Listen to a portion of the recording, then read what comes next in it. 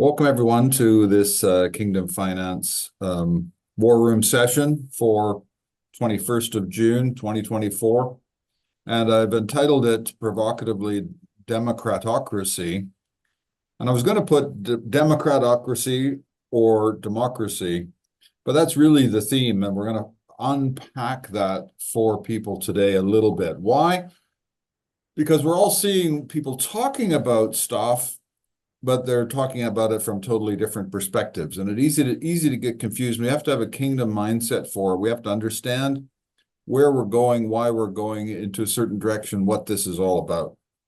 We need to have wisdom to understand what people are saying about and where people are going.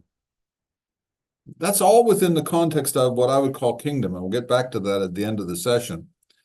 Because really what we're talking about, when we talk about democracy, we talk about socialism, we talk about all these things that are battling around in the world. We talk about left wing, we talk about right wing, we talk about Trump or Biden, Democrats, all of these kind of battles that we're in.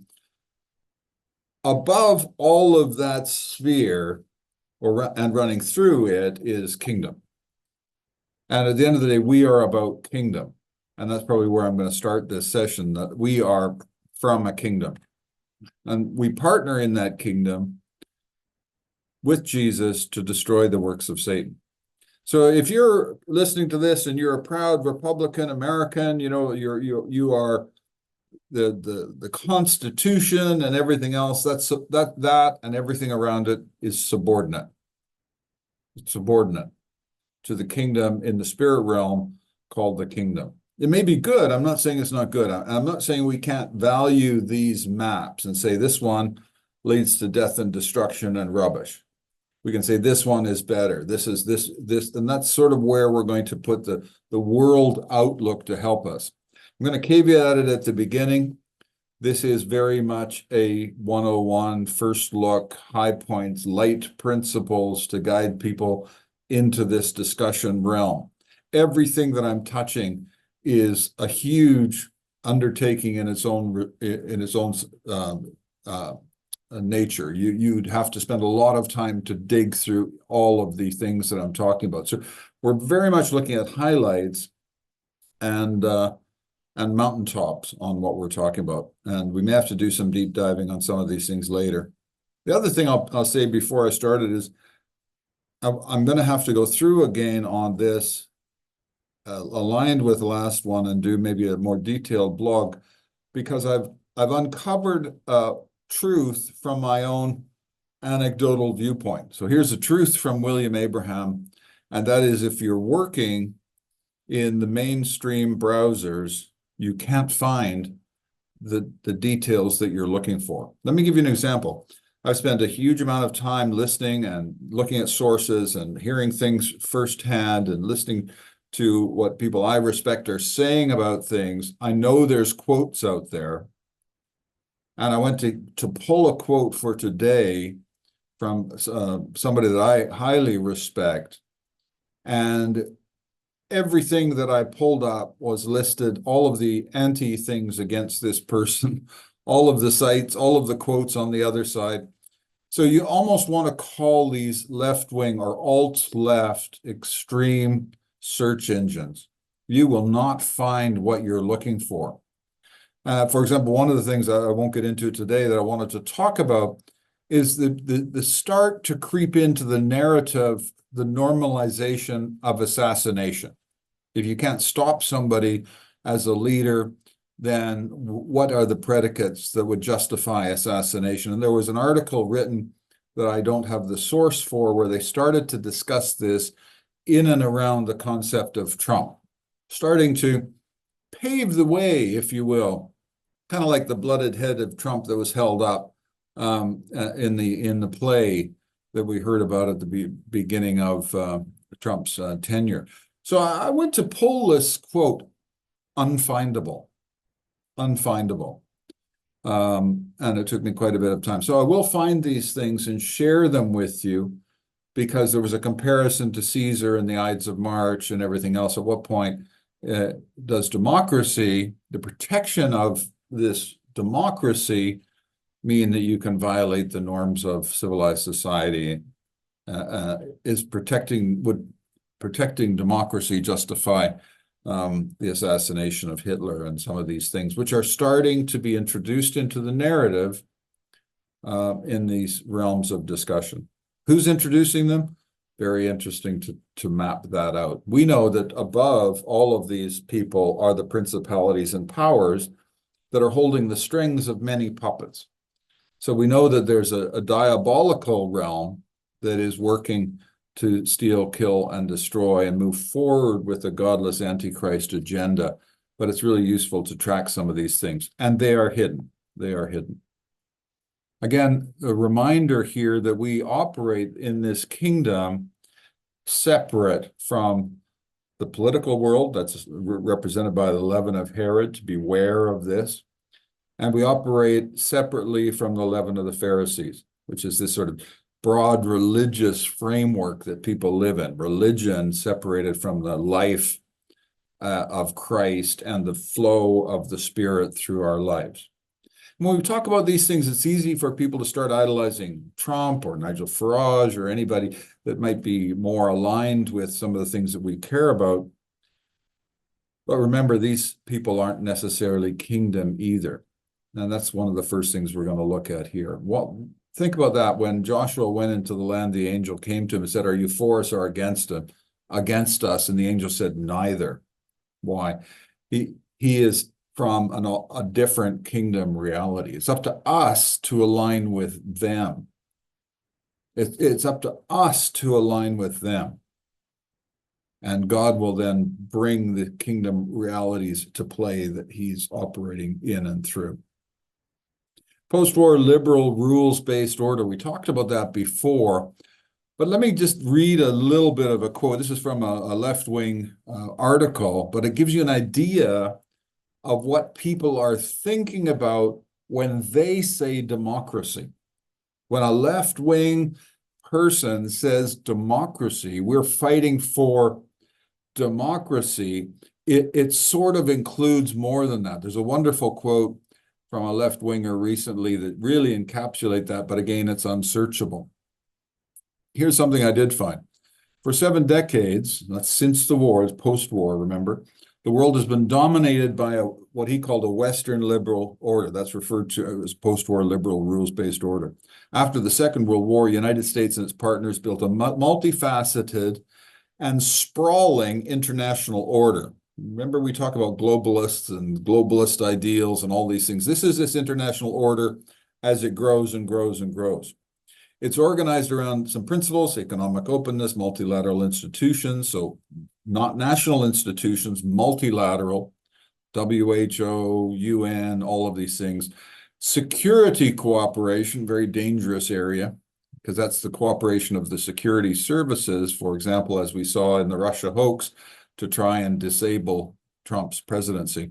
And democratic solidarity. In other words, we are all going to stick together.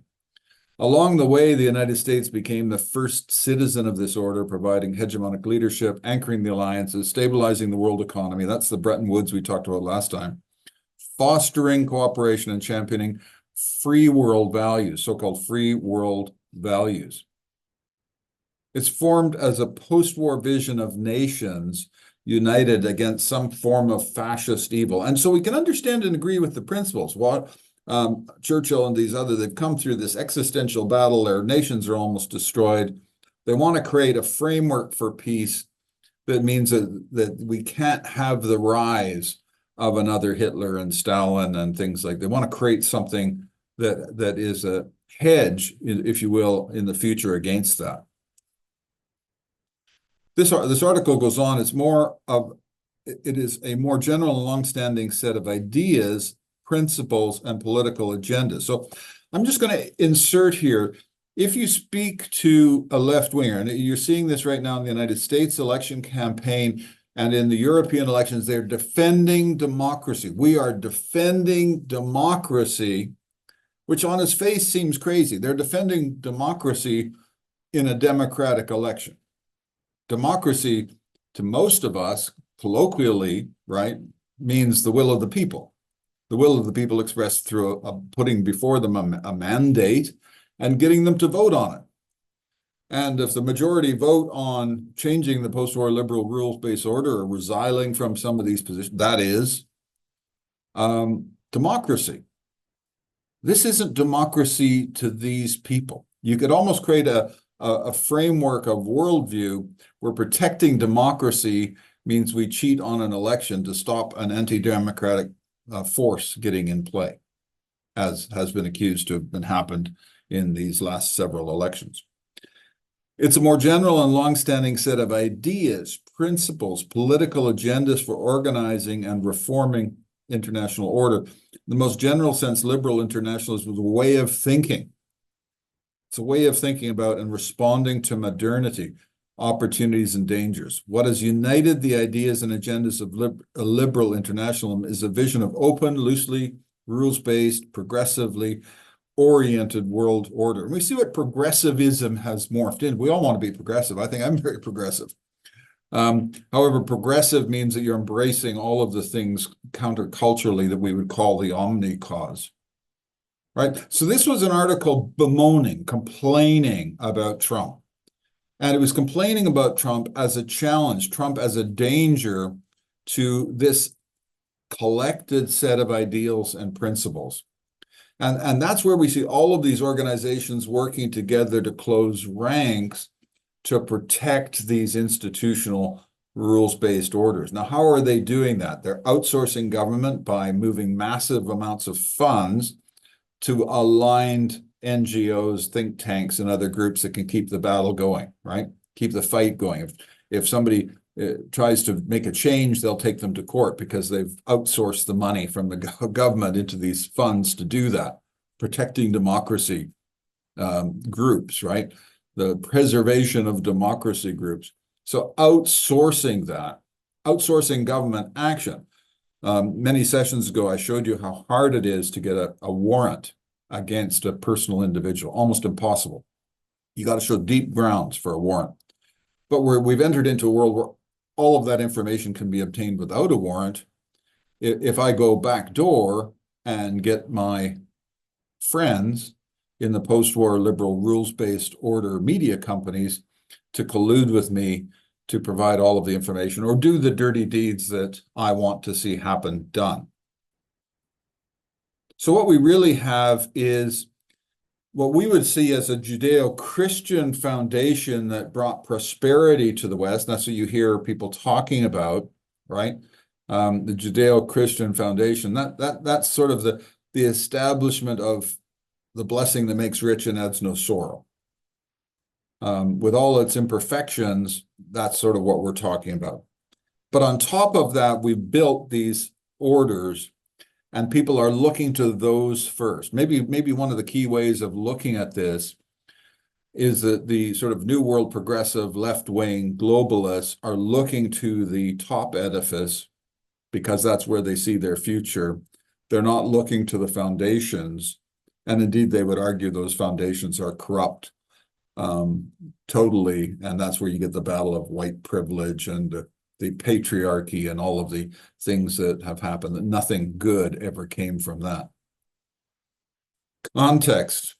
What's happened in these 70 years of the post-war liberal rules-based order is that the oligarchs, those at the top, have made out like bandits. The income disparity has gone crazy. The power has gone crazy. It's gone into that top 0.1%. 0.1%. A couple of other slides. The middle 60% is sitting at 47%. The top 1% at 226%. Where has the wealth gone in income? And again, the 95th percentile goes up dramatically. 20th percentile is basically stagnant. It's much worse than that now. Those are kind of old documentation. So I want to talk about this in context a little bit with what I would call sheep and goat nation. If anybody wants these notes, you can get them from me. And what a sheep goat nation distinction is this. I'm going to give you a quote from Trump, recent quote from Trump, President Trump. On day one, I will sign a new executive order to cut federal funding for any school pushing critical race theory, transgender insanity, and other inappropriate racial, sexual, political content into our children. And I will not give 1 penny to any school that has a vaccine mandate or a mask mandate. Trump in 2024. So if we think of, I'm not even going to get into the debate on whether Trump's a Christian or a Christian background. I'm not really thinking about that at all. I'm simply looking at a leader making a statement about the kind of environment that he's going to allow us as Christians and kingdoms to operate in. I would contend that I would much rather operate in a freedom system where my kids aren't going to be dragged by the hair to the nurse's office and injected with things I don't want them to have injected with. I would much rather not have a world where you've got 50, 60-year-old questionable morality people twerking in front of my 6 and 7-year-old children. Right? So we talk broadly about sheep and goat nations. My simple kind of definition of a sheep nation is, does it facilitate Christians? Does it allow us to live and operate more freely? Does it enable us to do right, to be the Good Samaritan? Does it enable me to Good Samaritan, right? If I'm locked up, chained to a rowboat like they used to do on the oars, right? I'm not free to be the Good Samaritan. Maybe in small ways, I can give a piece of my bread to the next guy. But the reality is I'm not free. If I'm chained to my boat as a slave and I see some guy in the ditch naked being beaten, I can't even get up because I'm chained down. So that to me would be a definition of a goat nation. A goat nation being what?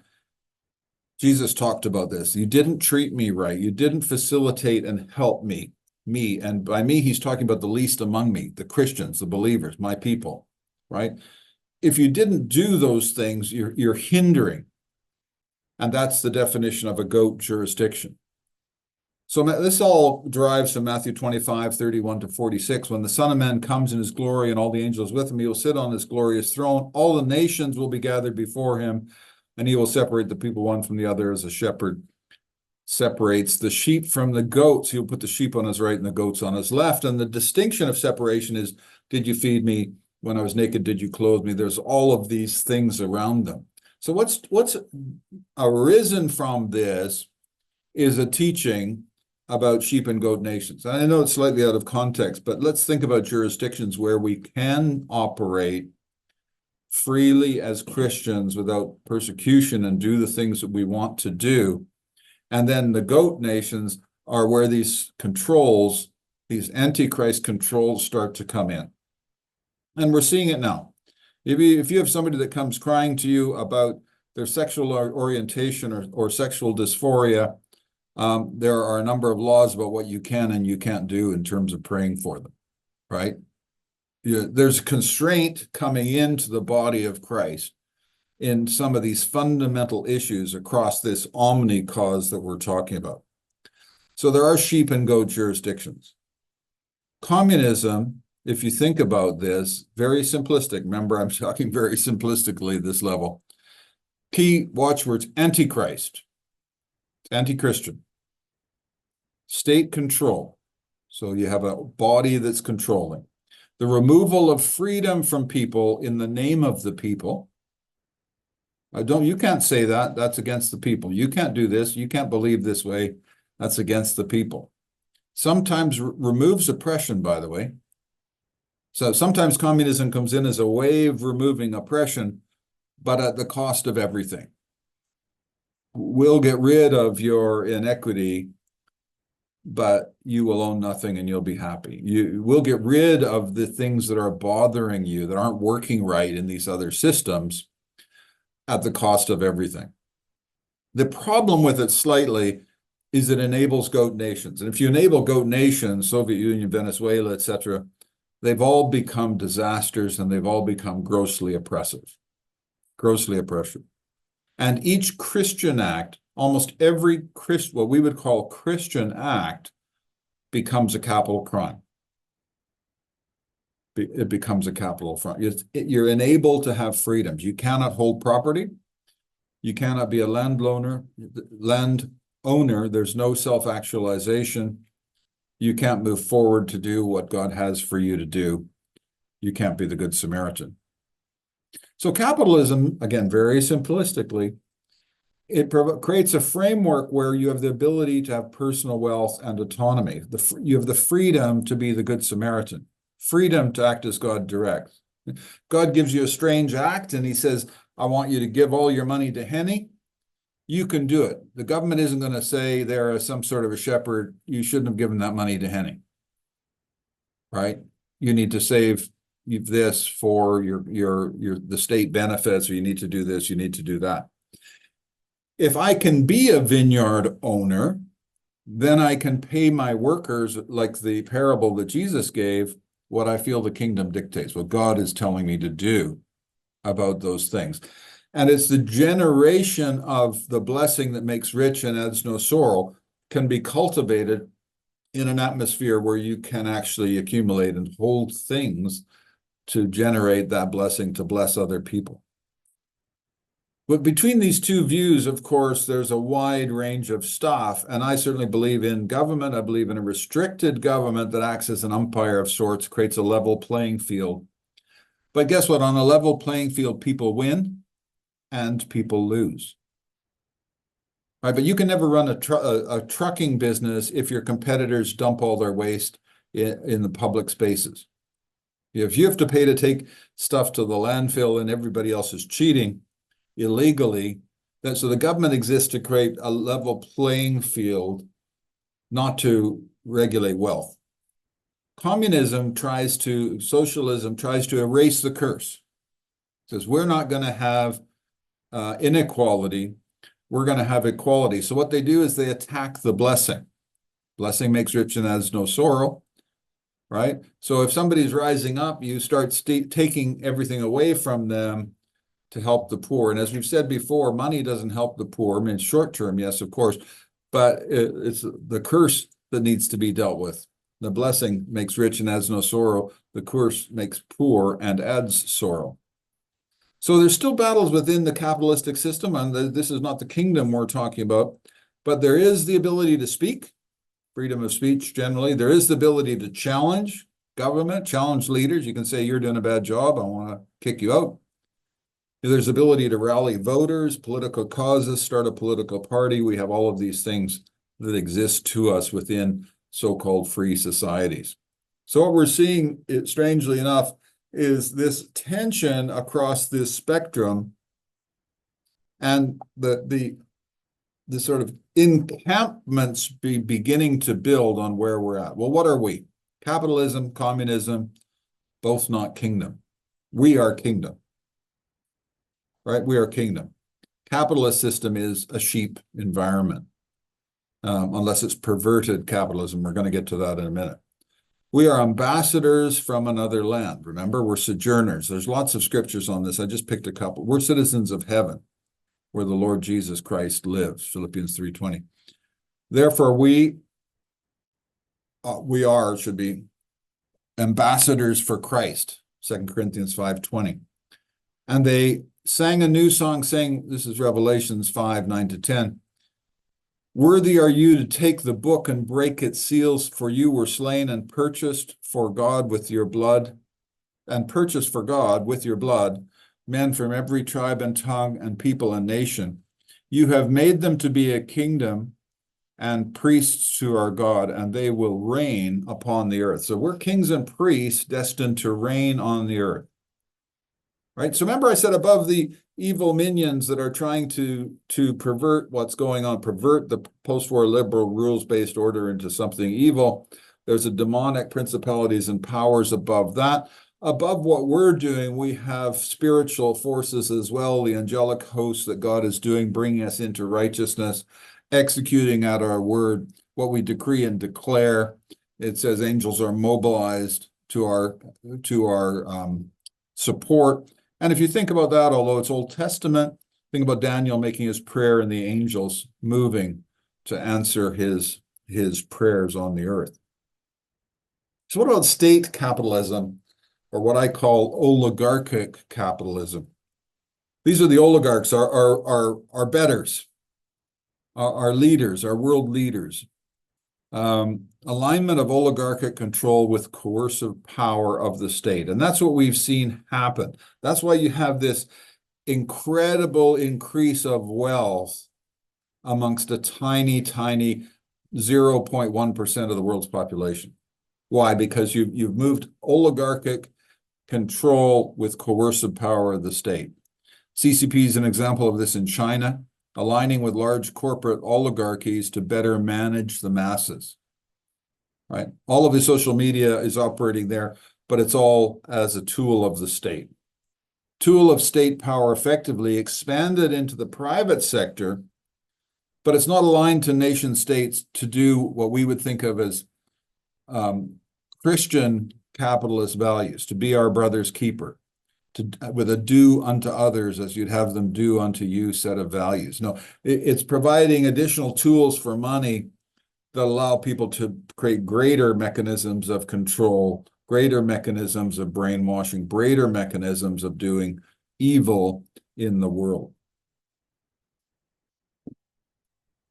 It's a concept of a controlled state, allowing the will of the oligarchy to get things done, the will of our betters, this small elite. Liberal leader in Canada, quoted on CTV, says, this is Trudeau quoted in Canada, saying, there's a level of admiration I actually have for China because their basic dictatorship is allowing them to actually turn their economy around on a dime and say, we need to go green. We need to start investing in solar. So if only we had this kind of social power, I wouldn't have to listen to these other voices. We could make happen what is good for the post-war liberal rules-based order and all of the omni-cause values that it stands for, including climate change and all of the things that are necessary to shutting down meat production, all of these things that we need to see happen, right? These pesky people that don't believe like we believe are getting in the way. So let's call that disinformation and misinformation. We'll shut it down as much as we can. But oh, wouldn't it be nice if we could be like the CCP? Because they really have their foot on the neck of the population. So let me look at some April 2013 values the CCP put out. And these are quoted from presentdangerchina.org, an organization I'd really recommend that you look at for some data on these things. Again, you can't search for it, but if you find the website, you can actually reach it most times. The CCP itself in April 2013 explicitly identified its greatest weakness. This is a weakness of the Chinese Communist Party by urging party members to guard against 7 political perils. Here's the evils that they're to guard themselves against. First, constitutional democracy. We must ensure that we never get voted out. The second is human rights. The third is a civil society. The fourth is a free market. You don't want free market. We want to control the market. 5, freedom of the press, along with criticism of the history and ideology of the CCP. There will be no criticism of the history and ideology of the CCP, this rewriting of history. So if you think about these as an example, let's call it an extreme example of the ethos behind that kind of push and worldview, let's talk about that in the context of democracy. Now, we think generally of democracy as the state power invested in the people. In other words, we get a vote based on, in parliamentary democracy, we have a vote based on somebody's manifesto. We vote them into power, and that manifesto therefore has a mandate to begin to govern along those principles. There's voting, and if there's a genuine system in place that's operating with integrity, that allows the people to determine the operation of the states. Totally imperfect, I understand that. You could drive trucks through a lot of the stuff, but that's generally how we think of it working. If somebody's doing something we like, we can dump the jerks out, right? Churchill had totalitarian style power during the war. The war wasn't even basically finished, and he was out. They voted him out, right? They didn't want to continue down that road. Probably would have been way better if he had continued running things, but that's the nature of a democracy. In the post-war liberal rules-based order view, democracy includes all of those other things, right? Democracy is not just the vote or will of the people. It's a series of unwritten rules, codes of behavior, codes of conduct. Are you one of us? Remember? The big complaint about Trump, even though he was a creature of the left, they loved him and all their stuff before, is that he wasn't one of us. He was going to take a magnifying glass to the administrative state that is embedding these in their own mind, democracy, right? The fact that he was elected with a mandate to drain the swamp doesn't matter if the swamp has defined itself to be the beating heart of democracy, right? It's like if the Nazi Party defined itself as the German people, you can't deal with the Nazi Party without destroying the German people. So they've got themselves in definitional twists that allow them to go out there and say that they are defending democracy by oppressing lawfare attack against democratic opponents. Right? It's very Soviet in its approach. This is now a political slogan. What does it mean? It does not mean defending the state power invested in the people. It's not about what we think about. And that's the dichotomy. One group says they're defending democracy by lawfare, oppressing Trump, anything goes. Let's even talk about assassination. The other groups say we're defending democracy from these totalitarian freaks that have moved into lawfare, putting people in prison, attacking the Judeo-Christian values that undermine. There's a fundamental worldview disconnect. So Trump was seen as a challenge to this whole elite. As a matter of fact, Klaus Schwab said at one of the meetings when Trump was first elected, the whole world order is going to put as its number one focus to deal with this disruption to the aims and plans of the post-war liberal rules-based order globally. So the left sees Trump as a threat to democracy. And on that basis, they did many things, crafted, curated the Fedsurrection riot of January 6th, as so-called. They're squeezing things to fit into their narrative, right? The Independent had this interesting quote, again, left-wing quotes, Trump's latest speech compared to 1984. So this is Trump now saying what you are seeing and what you're reading is not what's happening. Just stick with us. Don't believe the crap you see from these people, the fake news, etc. So that's a quote from Trump. Now what they're saying is because he's saying don't believe their propaganda and their constructions, they're saying that's like Orwell's statement. Trump is the danger Orwell predicted, which is quite interesting. Trump in return, and there's many quotes around this, no, you're the threat to democracy, Trump's latest, and this is the Guardian, I think it is, alternative reality attack. So they're saying this is not reality at all. This is some alternative world this psychopath lives in where he's pointing back at the left wing and saying, no, you're the threat to democracy. They're framing it as an alt reality, an alt-right reality, a strange worldview, a broken map, right? A broken map.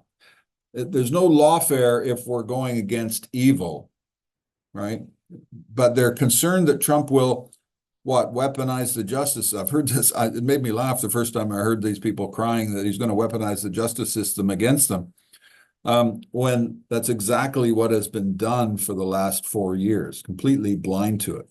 So both parties, both camps, seeing Orwell in the other camp. And of course, Orwell was a socialist, but he had a very, very interesting book, 1984. And I'm just going to make a quote about it from a different source. In George Orwell's novel 1984, the nursery rhyme Oranges and Lemons is significant as it serves as a symbolic representation of the party's, this is Orwell's evil party, control over its citizens and the oppressive nature of the society depicted in the book. The rhyme is used in the novel to illustrate how the party manipulates language and culture to maintain power and suppress individuality. Then it goes on, there's an alternative version of the rhyme used in the book as a tool of psychological manipulation and control. It demonstrates how the party, so this is each party now calling the other, distorts reality, erases history. Remember the CCP saying we can't have any discussion about history that's anti-party, and imposes its own version of truth on the population. By altering harmless nursery rhyme, the party shows its power to reshape even the most innocent aspects of culture to serve its own oppressive agenda. Overall, the inclusion of that nursery rhyme underscores the theme of totalitarianism, thought control, manipulation of language and culture to maintain authority and suppress dissent. So think about that, maintaining authority and suppressing dissent. So we can both accuse each other of being Orwellian. However, we have to also look at the facts, the levels of lawfare that we're seeing instituted by the Democratic Party and the ruling elites, the shutting down of search engines, right? I tried to search on the assassination comparison to Trump, and the Wi-Fi was shut off in my home. Oh, that could just be an accident, but it's the first time that's ever happened. All right.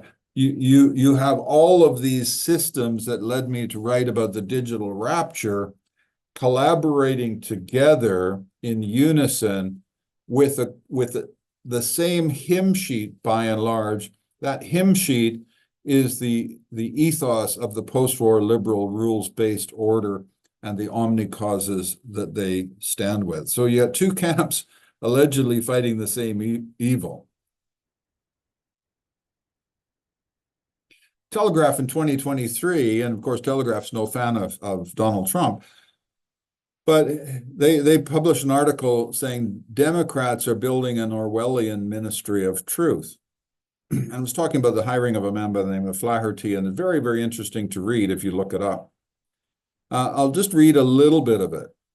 That there isn't even a pretense for why this person, needs to combat alleged fake news. In the past, supposed misinformation was suppressed in the interest of managing an external crisis, like in the early days of the coronavirus pandemic.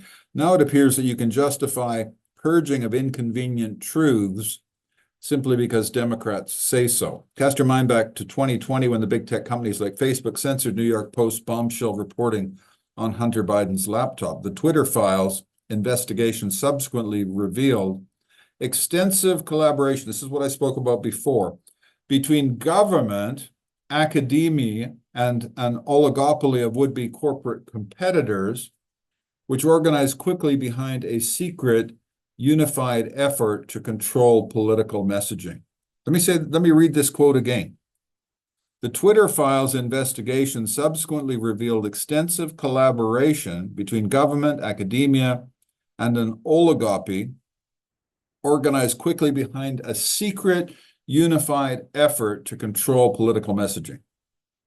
That's where we're at right now. Rather than taking misinformation seriously, the Biden administration recently promoted several of the spies who lied to serve on an intelligence experts group in its Department of Homeland Security.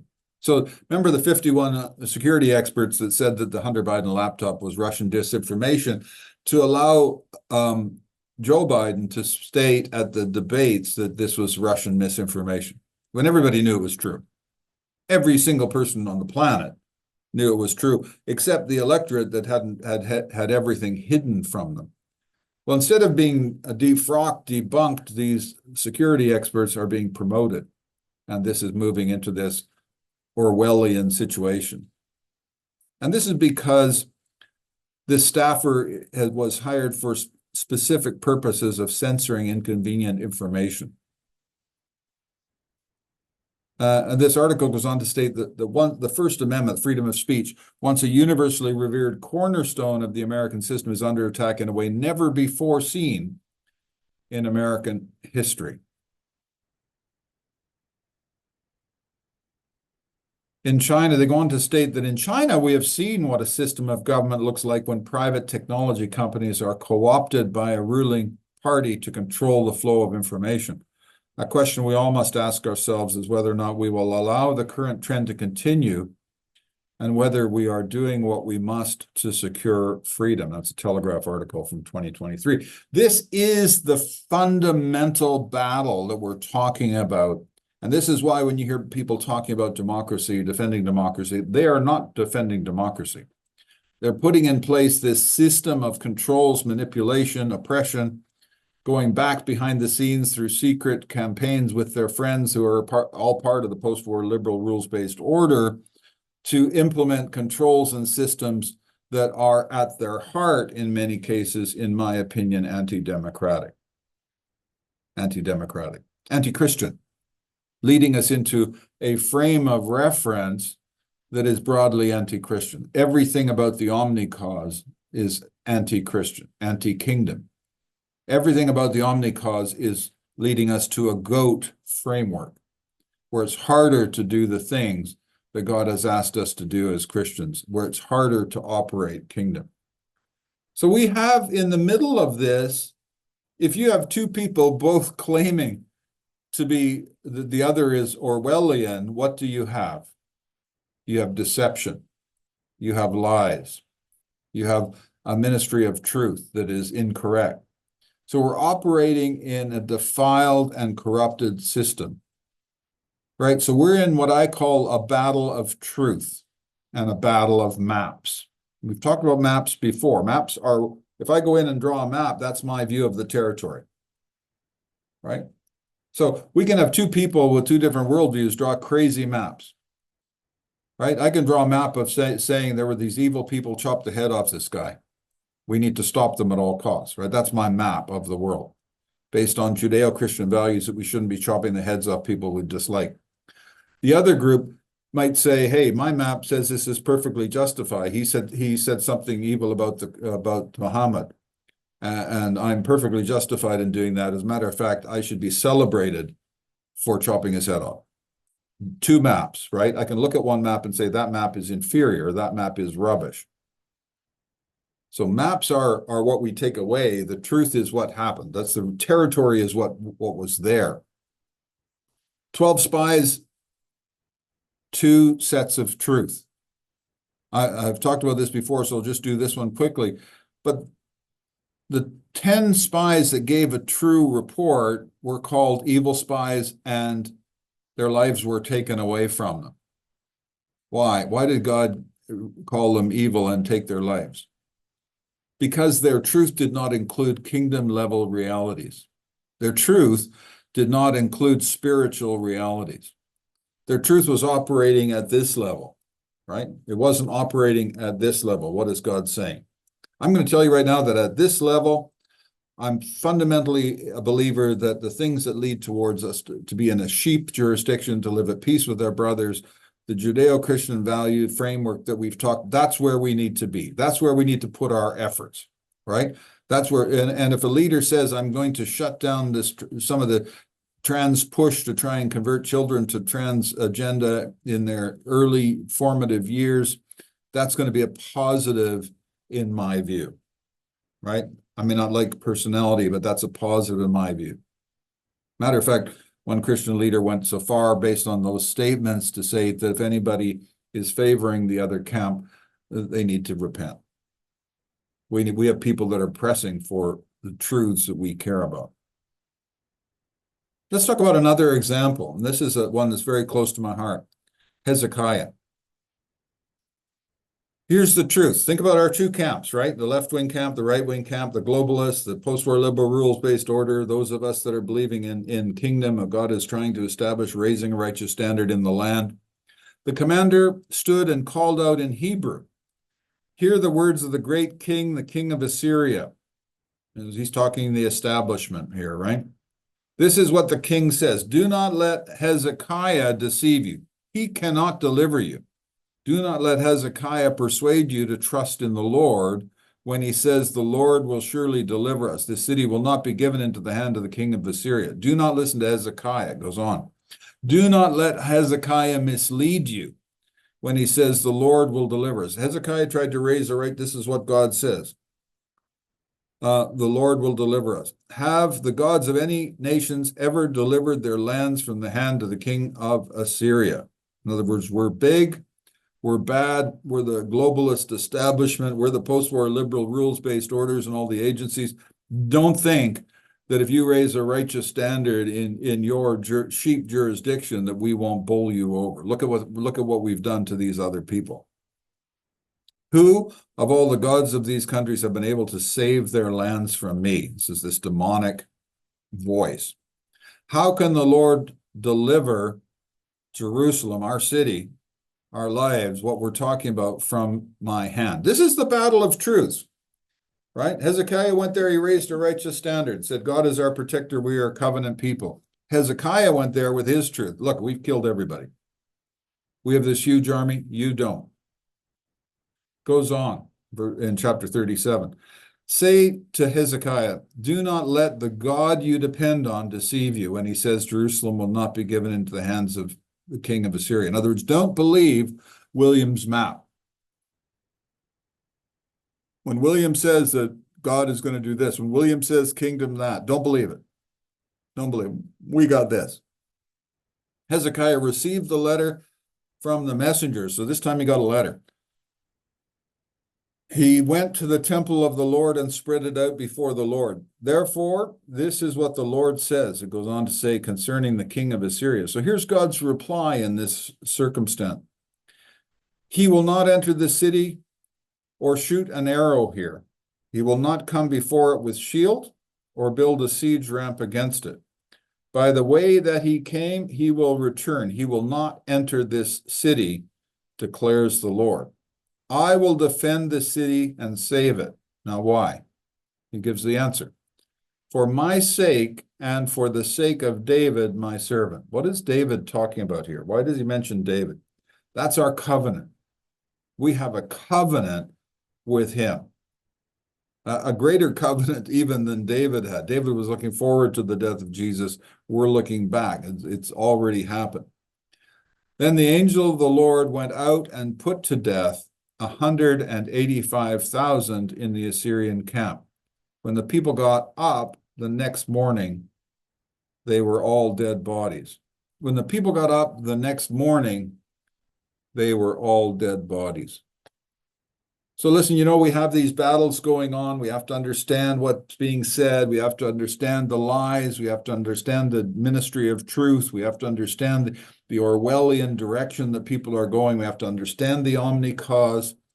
We have to understand even right and left, the sort of push to socialism, communism, the push towards capitalism, the fact that capitalism at its evil side can partner with the communist totalitarians to create something that's even greater evil, this accumulation of wealth in this top 0.1% driving an evil agenda. No, we need to go back to the Judeo-Christian values of the vineyard owner, right? If I'm a vineyard owner, let's say I own a small factory, I am my brother's keeper. I need to care about my workers. I need to care about the people around me. Right. I can't say I'm going to enrich my family by moving offshore, shipping all of the machines to a third world country where I can oppress slave labor, get people cheap, sack everybody in my village, and I enrich a small number of people in my oligarchic elite. No, that kind of stuff that we've seen is not what we're talking about. What we're talking about is moving forward into what God is saying and doing to raise a righteous standard in the midst of all of this stuff that's going on. And guess what? If we raise a righteous standard in the midst of everything that's going on, then we are Hezekiah. God defends his covenant. If we're raising a righteous standard in line with kingdom, God rallies to the covenant. Nobody can stand against it. Nobody can stand against it. So yeah, this is the existential framework and battle that we're in here. I've only touched little mountaintop highlights. There's lots of things we could discuss, lots of things that you could say, what about this, what about that? And I understand that. But what I am saying is that direction of travel, right, as a broad direction of travel, we need to look and see what aligns with what we would consider sheep orientation, sheep jurisdiction, that would satisfy those requirements. And how do we make that work? As we're doing that, if we think, okay, capitalism versus communism allows that to happen, how do we then deal with the excesses that are not kingdom in those frameworks, right? How do we deal with those excesses? How do we, as one person said, what does completing capitalism look like? We have to add the values of the kingdom to it. We have to be kingdom people and bring those values even into that. So we have to raise a righteous standard even in that system. Right? There's no righteous standard in the other system almost, because if you raise it, they'll kill you. Go raise a right. That's why all these left-wing protesters aren't protesting in China. They aren't flying to China to sort it out because they don't want to disappear. Right? They protest where they can have the freedom to gain traction. Right? We're not seeing the LGBTQ agenda in any of the Muslim countries pushing it hard. They aren't flying in there with rainbow everything. Why? Because that's a nation where if you do that, they'll find a tall building for you, and it'll be an existential argument. What we have to do is raise a righteous standard now. Understand the shift in culture, that the battle that we're in.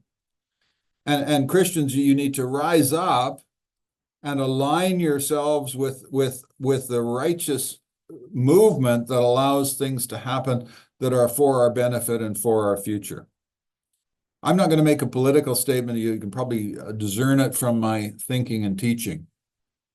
But you as a Christian are obligated to ask, where is God in this?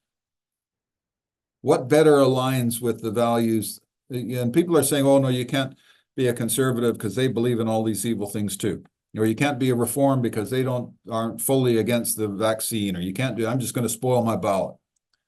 No, what you need to do is look at these things and say, where can I put my energy and my effort that is going to make a change and a value? And if there isn't something there, then maybe you're being called to create it. Maybe we need to have new political parties that rise up. But regardless of what it is, that God is moving in these things. You can't just say, well, my family have always voted this way, or I've always done that. No. I'll tell you right now that positions have hardened. I'll use my Canadian perspective. I'm not a fan of the Conservatives. They've gone woke. But the reality is I struggle to see how you can be a born-again Christian and support the Liberal Party in Canada. Why? Because the Liberal Party in Canada have embedded right in their narrative that when you sign up, you're supporting the radical agenda for abortion. You're supporting it's not just you can have different views on it. You are not allowed to raise a different view. They've embedded in these positions right in their form. When you're signing up to be a member of that party, you're signing up my belief in these things. It's not like it's an open church like it used to be. You could have battles. No, this is what we believe. And we're seeing that across the spectrum where people are going into these things that these views are hardening.